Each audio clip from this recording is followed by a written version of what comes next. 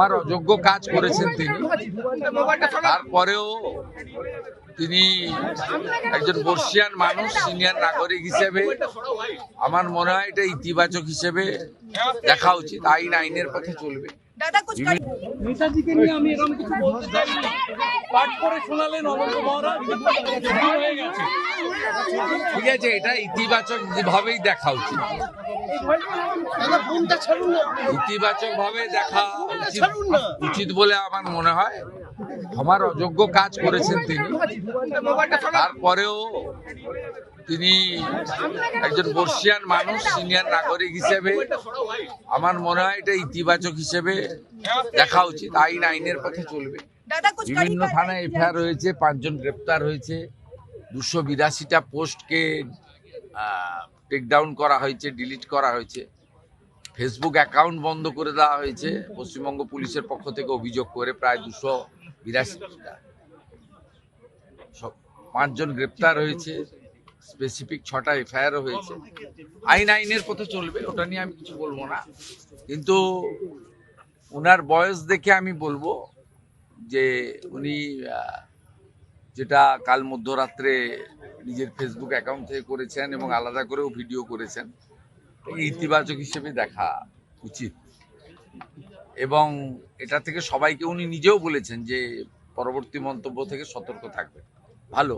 3 জনের নাম আমি বলিনি, ভিডিও বলেছে। ভিডিও কথা বলে, যা তার তথ্য প্রমাণ ছিল তার ভিত্তিতে সবাই দেখেছেন। এবং একটা রাজ্য পুলিশের, দেখুন আমি সেদিন পরিষ্কারভাবে বলেছি, 3 জন আইপিএসকে সাসপেন্ড করা, ডাক্তারদের মেডিকেল কাউন্সিলের তাদের যে মেম্বারশিপ মানে ডক্টরশিপ খারিজ করা এবং সিবিআই ইডিকে এনওসি দেওয়া, এটা আমাদের সুযোগ ছিল, আমরা প্রথমেই করে দিয়েছি। আর একটা জায়গায় সুযোগ ছিল রাজ্য পুলিশের, সেটা হচ্ছে ক্রিমেশন স্ক্যাম। সেখানে আমাদের নির্দেশ, আমার ইচ্ছা ছিল, আমি নির্দেশ দিয়েছিলাম, মাননীয় শেখর দেবনাথ মহোদয় অভিযোগ করেছেন এবং 3 জনের নামে অভিযোগ ছিল, যাদের ছবিতে দেখা গেছে যারা যুক্ত। দ্রুততার সঙ্গে পুলিশ বাইরের রাজ্য থেকে তুলে নিয়ে এসছে এদেরকে। আমি সিপি ব্যারাকপুর অমিত সিং সহ তার টিমকে ধন্যবাদ দেব। বাকি একজন আছে, তাকেও পুলিশ গ্রেপ্তার করুক অথবা তিনি নিজে সারেন্ডার করুক, এটা আমি চাইব।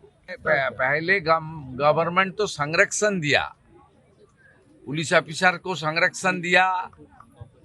जो आरजीकर का फाइनेंशियल स्कैम था उसका एनओसी मांगा था ईडी सीबीआई ने चार्जशीट देने के लिए संदीप घोष के खिलाफ, इसका खिलाफ एनओसी 1.5 साल रुक के रखा था ममता बनर्जी। अब क्या बोल रहा है?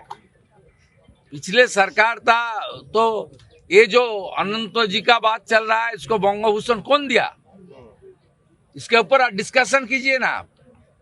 देखिए राज्यसभा में बहुत पॉलिटिकल लोग को भेजता है, बहुत सारा पार्टी भी भेजता है, टीएमसी भी बहुत लोग को भेजा। मैं कितना नाम बोलूं? 5, 7, 8 नाम तो मैं बता सकती हूँ। अभी भी मनका गुरुस्वामी एडवोकेट को पिछले बार भेजा ये लोग। लेकिन बंगभूषण पश्चिम बंगाल का जो सबसे बड़ा अवार्ड, वो कौन दिया? बड़ा बड़ा भाषण दे रहा है, छुपा के चला गया 5 आदमी लेकर श्याम बाजार में नौटंकी करने के लिए, 100 पत्रकार और 5 सपोर्टर।